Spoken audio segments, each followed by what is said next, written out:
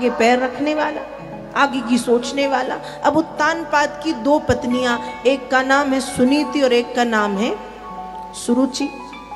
देखो, व्यक्ति के जीवन में ये दोनों होनी चाहिए, सुनीति भी और सुरुचि भी।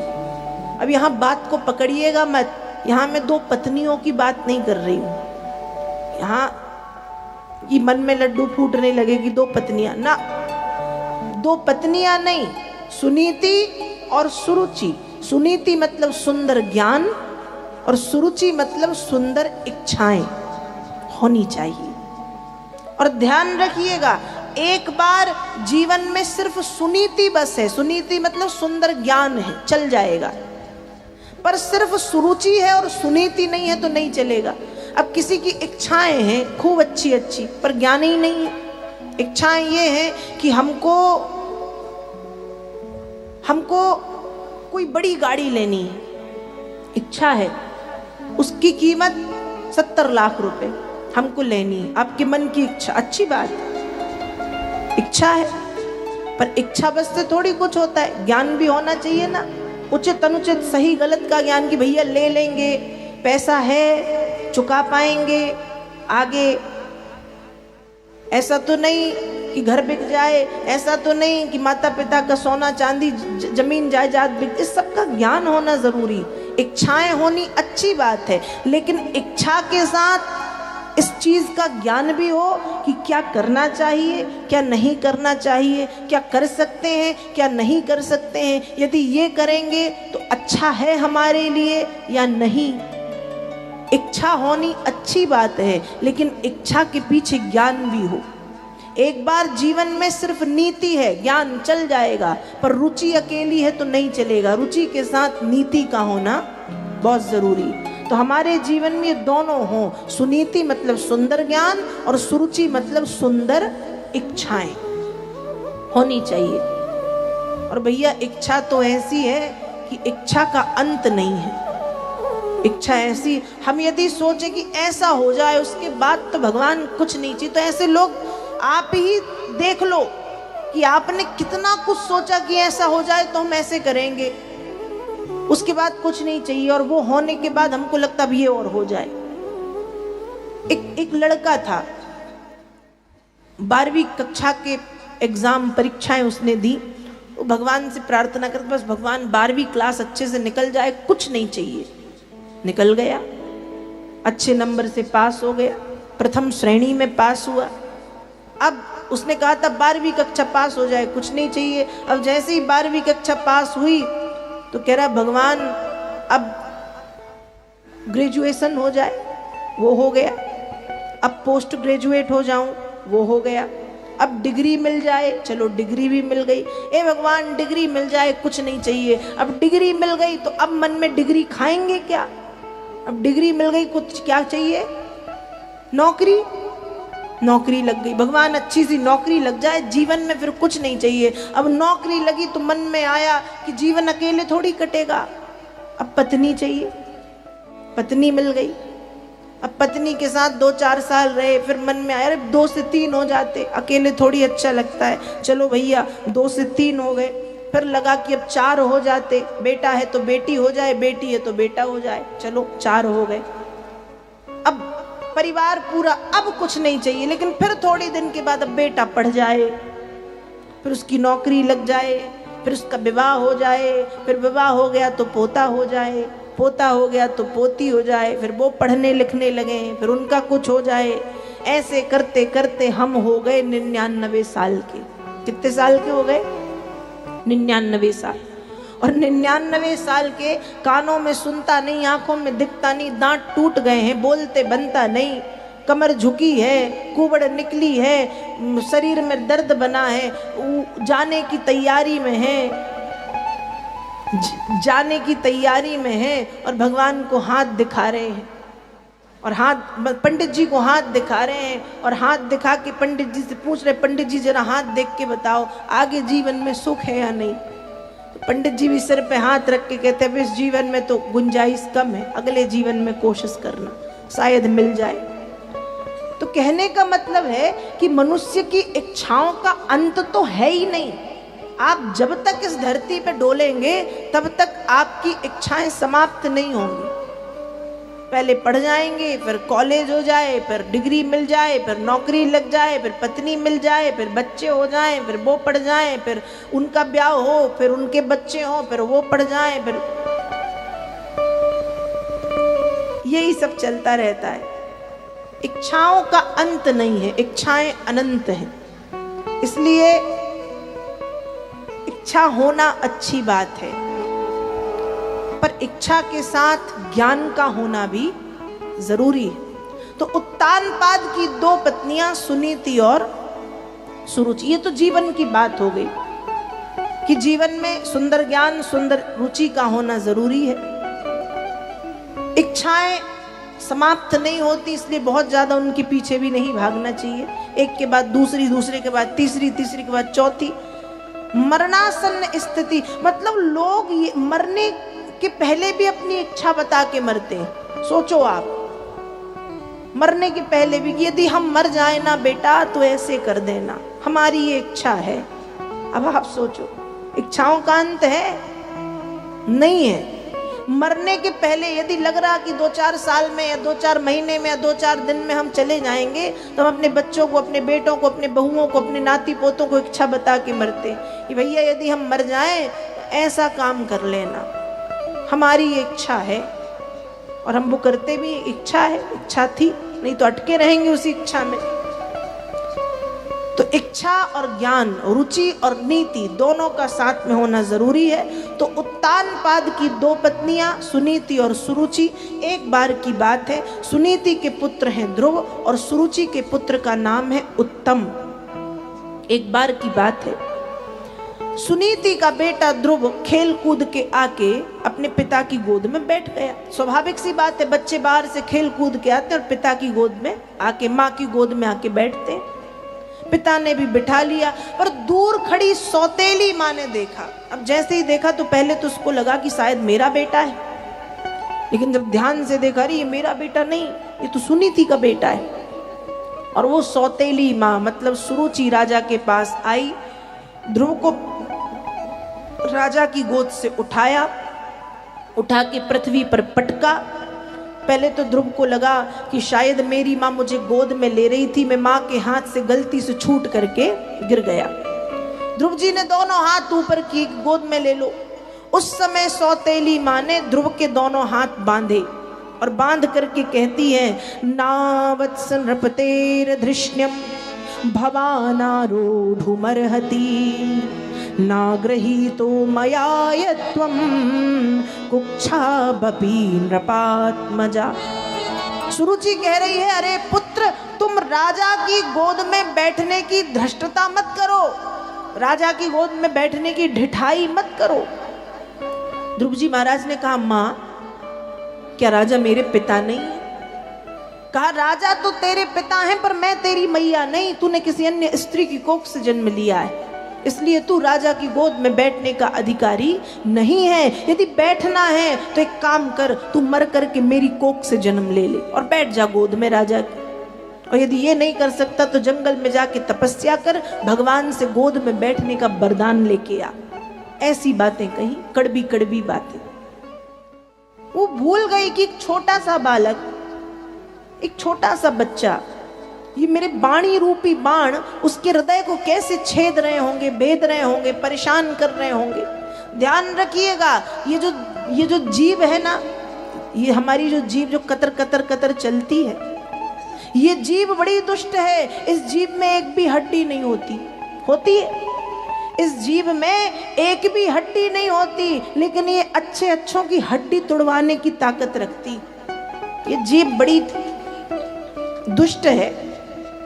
कहते हैं ना, बाणी ऐसी बोलिए कि मन का आपा खोए और औरन को शीतल करे, आपहु शीतल होए। बाणी पर नियंत्रण रखना बहुत जरूरी है। बाणी बहुत मधुर, बहुत मीठी, बहुत सोच समझ के बोलनी चाहिए। इसी बाणी का नियंत्रण नहीं था तो महाभारत का युद्ध हुआ ना। पता है कैसे हुआ? दुर्योधन गिर गया, द्रौपदी छत पे खड़ी थी, छत पे खड़ी थी तो हंसी आ गई, और हंसी आई तो ठीक, वाणी पे नियंत्रण नहीं, मुंह से निकल गया। अंधों के अंधे ही होते हैं। क्या निकला? अंधों के अंधे ही होते हैं। बस शुरू, महाभारत के युद्ध की रचना प्रारंभ हो गई यहां से। तो ये वाणी कुछ भी करवा सकती, ये किसको लड़वा दे, किसको मिलवा दे, किससे क्या करा दे, ये वाणी बहुत सोच समझ करके बोलनी चाहिए, अच्छी वाणी बोलनी चाहिए। लेकिन सुरुचि इतने कठोर शब्दों का प्रयोग कर रही है कि उसके मन में ये भी नहीं आए, 5 वर्ष का बच्चा है, ये 5 वर्ष का बालक, ये अबोध बच्चा मेरी कठोर वाणी को सुन के, मेरे कठोर शब्दों को सुन के इसके मन पे, इसके मस्तिष्क पे, इसकी बुद्धि पे क्या असर होगा। बस बोले जाती है, बोले जा रही है, बोले जा रही है। और ध्रुव ने जब माँ के कठोर, सौतेली माँ के कठोर वचनों को सुना तो वेद व्यास जी भागवत जी में लिख रहे हैं, मातु सपत्न्या सदुरुक्ति विद्धा स्वसन रुषा दंड हतो यथाहि हित्वा विसंतम पितरम सन्नवाचम जगाम मातु प्ररुदन सकासम। अपनी सौतेली माता के कठोर वचनों को सुन करके ध्रुव टूट गए। जिस प्रकार से डंडे की चोट खाकर के सांप फुसकारता है, उसी प्रकार से सौतेली माँ के कठोर वचनों को सुन करके ध्रुव लंबी लंबी श्वास ले रहे हैं। दुख का पार नहीं है ध्रुव के। रोने लगे, विलाप करने लगे, क्रंदन करने लगे, ध्रुव के होंठ कांपने लगे। और फिर ध्रुव दौड़ करके अपनी माता के पास पहुंचे, सुनीति के पास। अब सुनीति ने जब ध्रुव जी को रोते हुए, विलाप करते हुए देखा तो स्वभाव बस माँ पूछ रही है, क्या हुआ? गिर गए हो, चोट लग गई है, किसी ने कुछ कहा, किसी ने डांट दिया, किसी ने मारा, क्या बात है, क्यों परेशान हो, किस लिए दुखी हो, किस लिए उदास हो, क्यों चिंतित हो, पूछ रही है सुनीति। उस समय ध्रुव ने बताना शुरू किया कि माँ ऐसी ऐसी बात है, राजा की गोद में बैठा था, सौतेली माँ ने ऐसी बात कही। सुनीति ने सुनी सारी बात।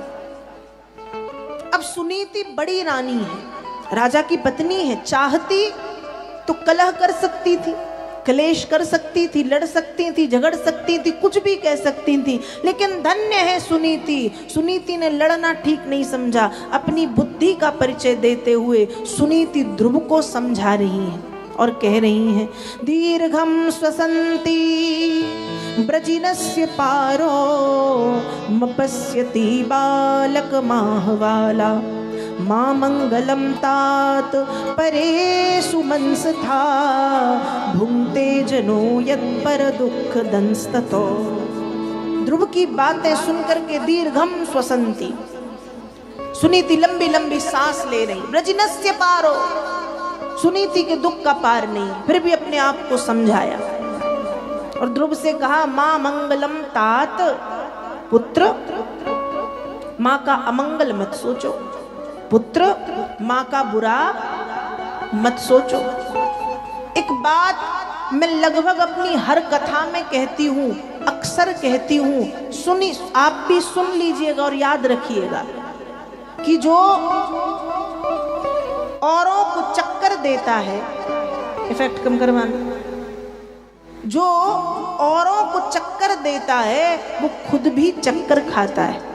जो औरों को चक्कर देता है वो खुद भी चक्कर खाता है, और जो औरों को शक्कर देता है वह खुद भी शक्कर खाता है। ध्यान रखिएगा, जो दूसरों के लिए गड्ढा खोदेगा, सावधान, आप तो सिर्फ सोचोगे भगवान बैठे हैं, उससे बड़ा वाला खोद के रखा है और गिरोगे ही, गारंटी है ये।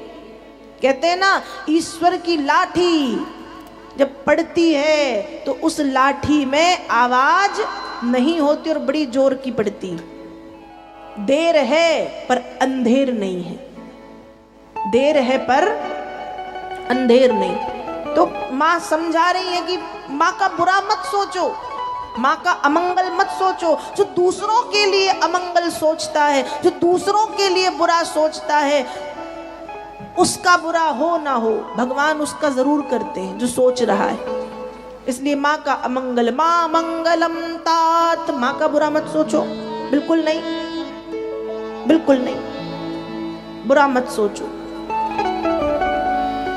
और माँ ने ठीक ही तो कहा है। माँ ने कहा कि तपस्या करो और पिता की गोद में बैठो। अब तुमने माँ की पूरी बात सुनी नहीं, तुम वहां रुकते, माँ की पूरी बात सुनते तो आगे पता है माँ तुमको क्या बताती। ध्रुव जी ने कहा क्या बताती? सुनीति कह रही हैं, माँ यह कहती कि तमेव वत्साश्रय भृत्त वत्सलम मुमुक्षुभिर्मृग्य पदाब्ज पद्धतिम अनन्य भावे निज धर्म भाविते मनस्यवस्थाप्य भजस्व पुरुषम।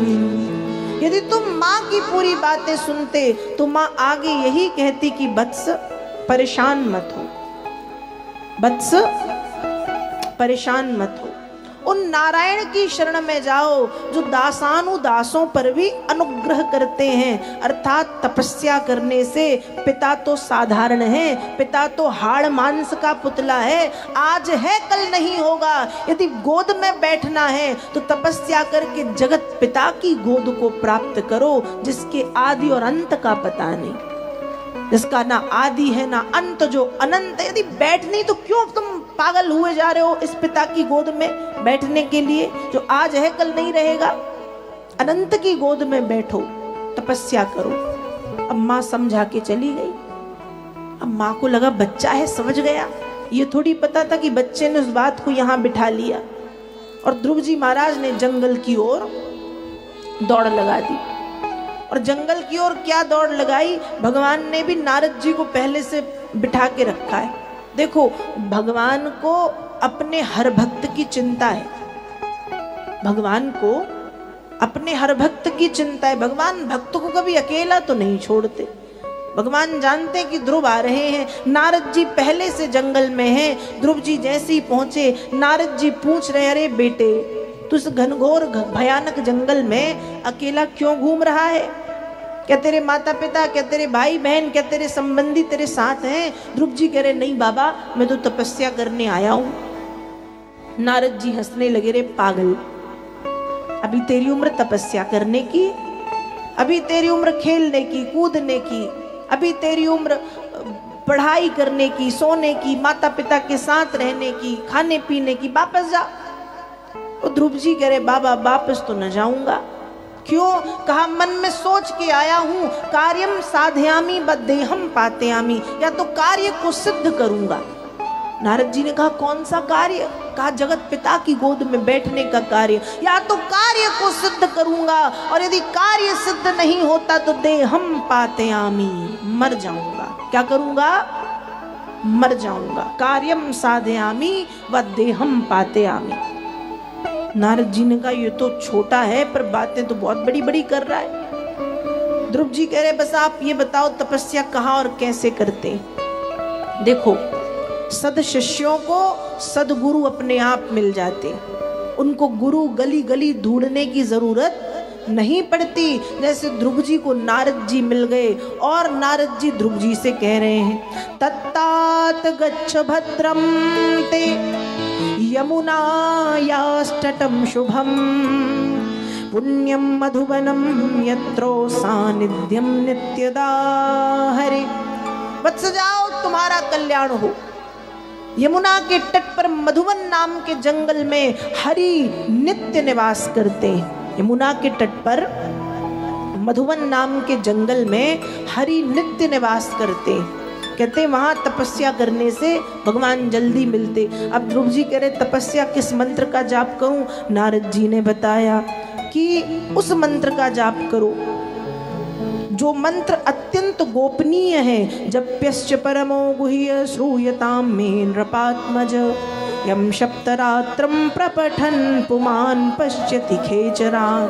वत्स, आज मैं तुम्हें ऐसा मंत्र बताता हूँ, 7 रात्रि यदि इस मंत्र का जाप कर लिया जाए तो आकाश लोक में विचरण करने वाले सिद्ध पुरुषों का दर्शन होने लगता है। और यदि इस मंत्र की संख्या को और दिन की संख्या को बढ़ाया जाए तो भगवत साक्षात्कार होता है। ध्रुव जी ने कहा मंत्र कौन सा है? नारद जी बता रहे हैं, ओम नमो भगवते वासुदेवाय, ओम नमो भगवते वासुदेवाय, ओम नमो भगवते वासुदेवाय, ओम नमो भगवते वासुदेवाय। मंत्र बताया है ओम नमो भगवते वासुदेवाय। ध्रुव जी महाराज ने उस मंत्र की गांठ बांध ली, एक पेड़ के नीचे बैठ के लगातार इस मंत्र का जाप करने लगे और जाप करते करते करते करते करते करते 6 माह बीत गए। कुछ समय कंदमूल फल खाए, फिर पत्ते खाए, फिर वायु का भक्षण, सिर्फ हवा पे रह करके लगातार मंत्र का जाप चलता रहा चलता रहा चलता रहा चलता रहा। भगवान का सिंहासन हिलने लगा। भगवान ने कहा जरा पता करो कौन भक्त इतनी कठोर तपस्या कर रहा है कि मेरा सिंहासन डोल रहा है, हिल रहा है। इतने में नारद जी पहुंचे और नारद जी कह रहे नारायण नारायण नारायण। नारायण होते हुए इतना भी नहीं जानते कि 5 वर्ष का बच्चा तपस्या कर रहा है, और तपस्या क्या कर रहा है, कहता है या तो भगवान को पाऊंगा और नहीं मिले तो मर जाऊंगा। अरे प्रभु जाल जल्दी जाओ, उसको दर्शन दे आओ। यदि वो मर गया तो तुम्हारा नाम कलंकित हो जाएगा कि भगवान का नाम गाने वाले मर जाते हैं नाथ, इसलिए जल्दी जाओ और उस लाला को दर्शन दे आओ। भगवान ने कहा मैं नहीं जा रहा।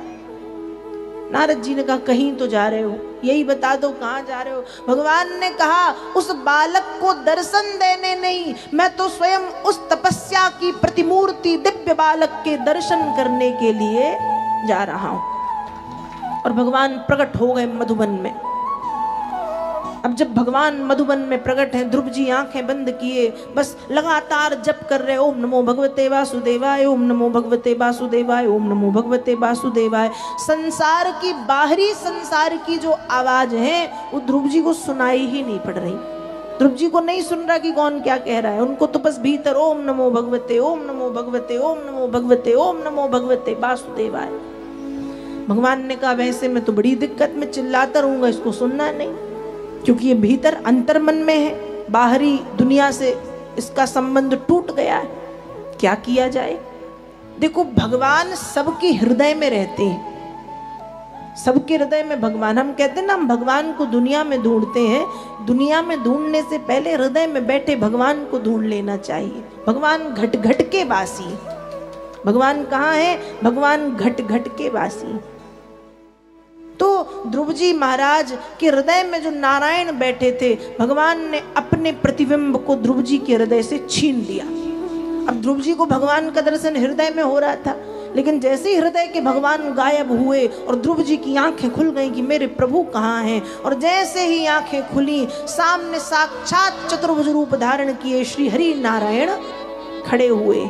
और जैसे ही ध्रुव जी ने नारायण को देखा, उठ करके खड़े हो गए, दोनों हाथ जोड़ लिए, आंखों से ध्रुव जी के अविरल अश्रु की धारा बहने लगी। ध्रुव रोए जा रहे हैं, रोए जा रहे हैं। छोटा सा बालक कहना चाह रहा है पर क्या ही कह दे, कहने में असमर्थ। स्थिति वही है, जब हम बहुत ज्यादा खुश हो जाते हैं ना तो बोल नहीं पाते, या तो बहुत ज्यादा खुशी में हम नहीं बोल पाते, या बहुत ज्यादा दुखी हो जाएं तो हम नहीं बोल पाते। तो आज ध्रुव जी इतने प्रसन्न हैं, इतने प्रसन्नता ध्रुव जी के नेत्रों से बह रही है आंसुओं के रूप में, इतनी प्रसन्नता कि बोल नहीं पा रहे। भगवान समझ गए कि इसको कुछ बोलना तो है, भगवान समझ गए कि इसको कुछ बोलना तो है, पर ये बोलने में असमर्थ है। इसलिए भगवान ने क्या किया? सतम विवक्षन्त मतद्विदं हरे ज्ञात्वा सर्वस्य चरद्वस्थता कृतांजलिं ब्रह्ममयेन कम्बुना परस्पर्शवालं कृपया कपोले। भगवान ने ध्रुव जी के कपोले मतलब गाल में अपने कम्बुना मतलब शंख का स्पर्श करवाया, और जैसे ही गाल में शंख का स्पर्श हुआ, शंख के स्पर्श से ध्रुव जी के मुखारविंद में वीणा वादनी भगवती सरस्वती आकर के विराजमान हो गई। और ऐसी सुंदर प्रार्थना ध्रुव जी कर रहे हैं। योऽन्तः प्रविश्य मम वाच मिमां प्रसुप्तं संजीवयत्य अखिल शक्तिधरा स्वधाम्ना योऽन्तः प्रविश्य मम वाच मिमां प्रसुप्तं सञ्जीवयत् अखिलशक्तिधरा स्वधाम्ना।